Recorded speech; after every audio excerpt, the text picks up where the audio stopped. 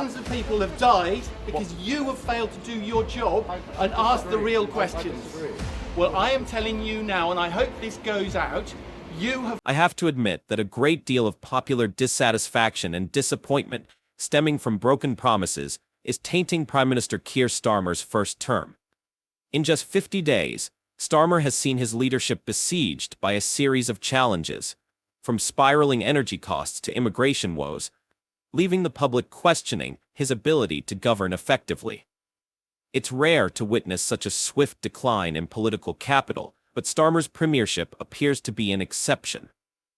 From day one, he entered office with bold promises, chief among them, stability and a fresh start for Britain.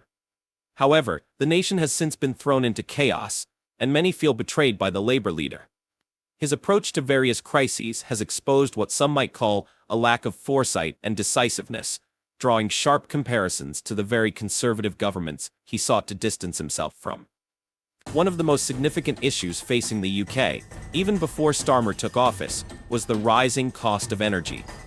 During his campaign, Starmer emphasized that his government would take swift action to alleviate the burden of soaring energy prices. He promised to freeze energy bills, claiming that this could be achieved through a windfall tax on major oil and gas companies. By redistributing the profits of these corporations, Starmer argued, his government could protect households and businesses from the global energy crisis. However, reality has starkly contradicted his campaign rhetoric. Just 50 days into his leadership, energy bills are set to rise by an average of £150 per household, plunging many families into financial uncertainty. Small business owners, who had already suffered from the economic impact of the COVID-19 pandemic, now face a new burden in the form of rising utility costs. Many feel betrayed by Starmer's failure to deliver on his promises, particularly as they struggle to keep their businesses afloat. The rise in energy bills is not entirely within the control of any UK government. It is largely driven by global market volatility, especially in the wake of the conflict in Ukraine, which has disrupted gas supplies and driven up prices worldwide. However, Starmer's critics point out that he should have been more realistic in his campaign promises, knowing full well that external factors beyond his control would limit his ability to keep energy prices down. Labour's focus on long-term renewable energy solutions, while necessary, does not offer immediate relief for those currently facing the brunt of these price hikes. This gap between promise and reality has severely undermined public confidence in Starmer's ability to govern effectively, with many now accusing him of having overpromised and underdelivered. That just as we did earlier this year, we can force them into a U-turn. Because under my leadership, Labour is on the side of working people. And under my leadership, we can have a fresh... The energy crisis is not the only issue where Starmer's leadership has been called into question. His handling of the recent riots across England, sparked by a tragic stabbing in Southport, has further eroded public trust in his government. The protests, which escalated into widespread unrest targeting police, mosques, and immigrant-owned businesses, were dismissed by Starmer as mere far-right thuggery. While it is true that far-right elements were present during the unrest, Starmer's blanket condemnation alienated many working-class Britons who felt that their legitimate concerns about immigration and social integration were being ignored. This oversimplification of the root causes of the riots revealed a worrying disconnect between Starmer's government and the public. Rather than addressing the underlying frustrations that fueled the protests, frustrations related to economic disparity, social integration, and immigration, Starmer chose to focus solely on the presence of far-right agitators. This not only alienated a significant portion of the electorate, but also allowed the situation to spiral further out of control. Keir Starmer's handling of the recent riots has raised serious concerns, particularly in how quickly he dismissed all white British protests as simply far-right activity. The riots, which erupted in response to The criticism of Starmer's handling of the riots was compounded by his delayed response in convening an emergency Cobra meeting to address the unrest. As violence spread to other cities, with anti-immigration sentiment and Islamophobia further fueling tensions, Starmer's indecisiveness became a focal point of public ire. His failure to act swiftly left the impression that his government was not in control of the situation, deepening the sense of chaos and uncertainty that has come to define his early days in office. Alongside the public unrest, immigration has become another major point of contention for Starmer's government. His decision to scrap the controversial Rwanda asylum plan, which had been introduced by the previous Conservative government, was met with significant backlash from the right wing of the political spectrum. The plan, designed to send asylum seekers to Rwanda for processing, rather than allowing them to remain in the UK, was seen by its supporters as a necessary measure to curb illegal immigration and deter dangerous channel crossings. While the plan had its critics, particularly those who saw it as unethical and legally dubious, its abrupt cancellation by Starmer sent shockwaves through the political establishment.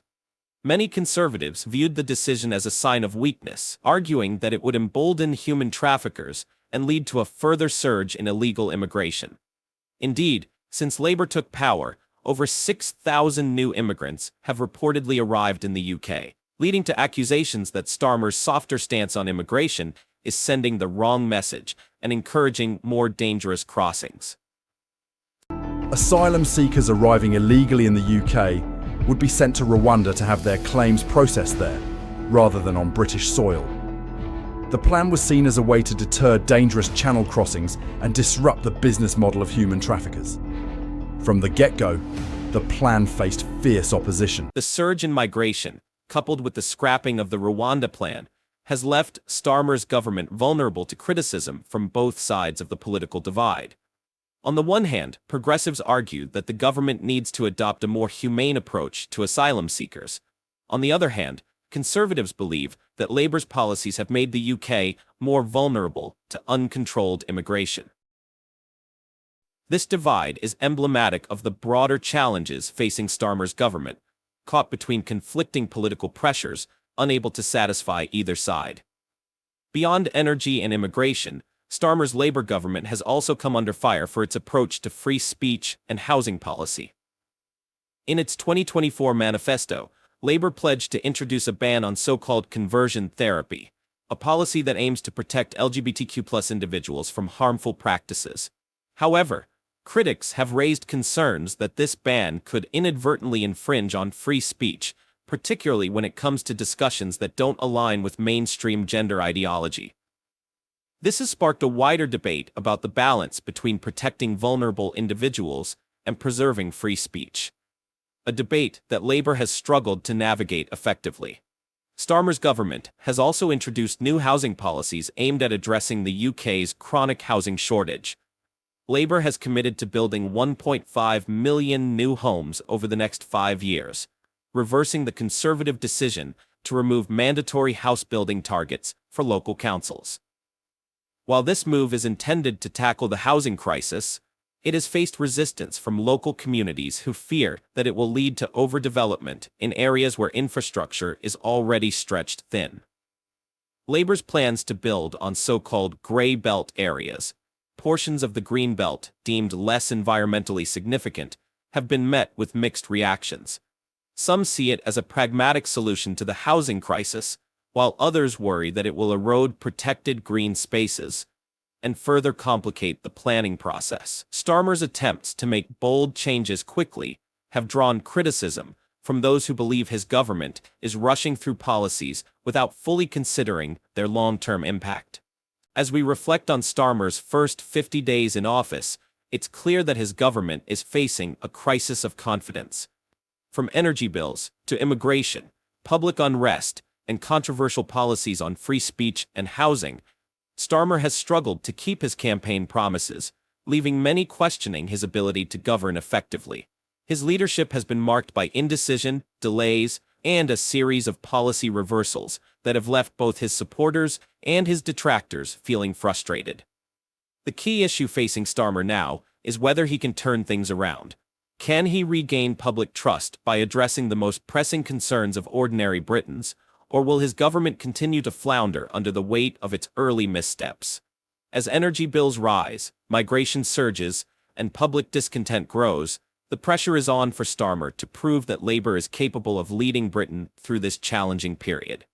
If not, the fresh start he promised may well be remembered as nothing more than a fleeting hope, lost in the chaos of broken promises and unmet expectations. Ultimately, the next few months will be critical for Starmer's leadership. If he can navigate these challenges successfully, he may yet emerge as a strong and capable leader.